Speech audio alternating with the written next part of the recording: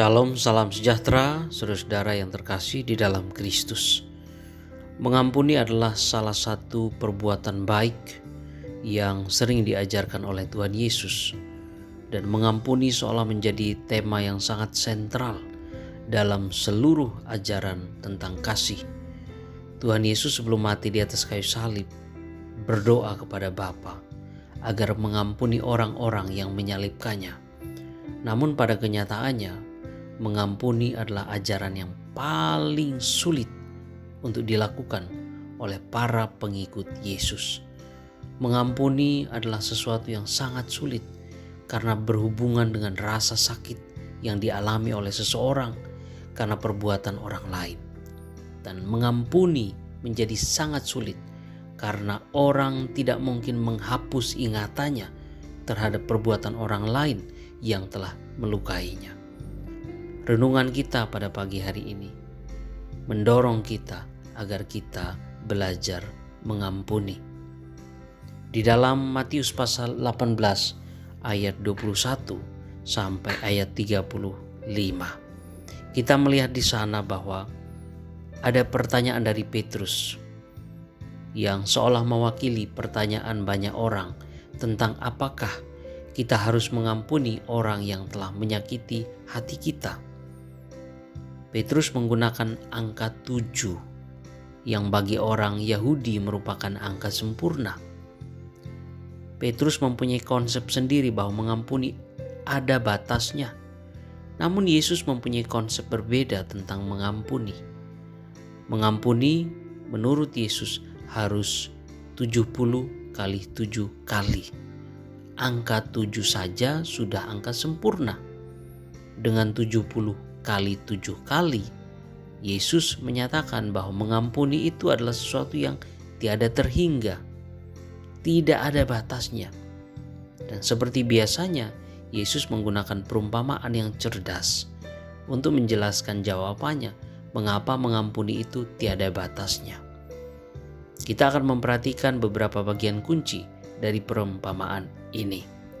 Yang pertama di dalam ayat yang ke-23 sampai ayat 27, di mana dicatat di sana raja atau seorang raja membebaskan hambanya.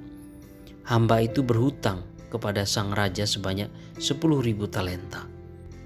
Mari kita berhitung tentang seberapa mampu si hamba membayar hutang-hutangnya ini, sebab dia hanya meminta tambahan waktu untuk melunasinya. Dan untuk membayar 1 talenta saja, si hamba harus bekerja selama 15 tahun. Maka kalau dia berhutang 10.000 talenta, dia baru bisa membayar hutangnya setelah bekerja 150.000 tahun. Apakah itu sesuatu yang mungkin? Tentu mustahil bagi hamba tersebut. Tetapi dicatat di dalam perumpamaan ini bahwa sang raja berbelas kasihan. Dia menyadari bahwa sang hamba mustahil untuk mampu melakukannya. Oleh karena itu, ia memutuskan untuk membebaskan hutang-hutang sang hamba, bukan hanya memberi tenggat waktu. Belas kasihan raja membuat apa yang mustahil menjadi tidak mustahil bagi sang hamba, yaitu dia bebas dari hutang-hutangnya. Seorang penafsir bahkan berkata bahwa sang raja melihat bahwa nilai dari sang hamba lebih berharga daripada 10.000 talenta. Hutang tersebut tidak ada artinya dibanding dengan kebebasan sang hamba dan keluarganya. Kemudian selanjutnya saudara dalam ayat 28 sampai 30, sang hamba tidak membebaskan kawannya. Sang hamba tadi setelah bebas, ia bertemu dengan kawannya yang berhutang 100 dinar kepadanya. Tetapi kemudian ia menuntut kawannya untuk membayar hutang tersebut. Dan jawaban yang sama diucapkan oleh sang kawan, yaitu ia meminta tenggat waktu untuk membayarnya. Sebenarnya permintaan sang kawan tidak mustahil untuk diwujudkan, karena 100 dinar sama halnya dengan upah 100 hari kerja. Kalau sang kawan bekerja tiap hari saja, dia bisa melunasinya dalam 3 bulan lebih beberapa hari. Namun sang hamba tersebut bersikap berbeda dibanding dengan rajanya. Dia membawa kawannya ke penjara selama sang kawan belum dapat melunasi hutangnya. Maka ada seorang penafsir yang kemudian berkata bahwa di mata sang hamba tersebut uang 100 dinar lebih berharga daripada hidup kawannya, dan nilai manusia lebih rendah daripada nilai uang.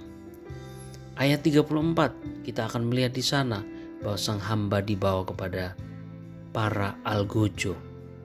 Sang raja yang mendengar peristiwa tersebut menjadi sangat marah karena hambanya tidak mau membebaskan kawannya. Padahal ia sudah menerima pengampunan dan pembebasan lebih dulu sebelum bertemu dengan kawannya yang berhutang. Oleh karena itu raja membawa hambanya kepada para algojonya untuk menjalani hukuman. Mari kita perhatikan kata algojo. Bahasa Yunani menggunakan kata basanistai untuk menyebut algojo dengan bentuk kata kerja besanizo. Dalam Alkitab kata besanizo dapat berarti penyakit atau untuk menunjukkan sebuah situasi yang tidak enak. Dan apabila kita menghubungkan arti kata algojo ini dalam kasus sang hamba yang tidak membebaskan kawannya, maka kita memahami betapa menderitanya ia. Pada saat ia tidak bisa mengampuni, maka ia sendiri akan berada pada situasi yang tidak enak, yang menimbulkan rasa sakit dalam dirinya. Dari penjelasan di atas, maka kita bisa melihat di sini bahwa mengampuni adalah sesuatu yang sangat menguntungkan bagi setiap kita. Pada saat kita mengampuni orang lain, maka sebenarnya kita sedang mengalami pembebasan. Setiap kita seharusnya menyadari bahwa diri kita tidak luput dari perbuatan menyakiti orang lain, tetapi Tuhan mengampuni kita. Tuhan membebaskan kita. Kita juga, saudara, akan mengalami kebebasan dari perasaan yang tidak nyaman seperti marah, sakit hati, kecewa, dendam ketika kita mengampuni orang lain. Karena pada saat mengampuni, maka kita dilepaskan dari penyakit yang bisa membunuh kebaikan hati dan kasih kita. Kiranya Tuhan memberkati kita semua.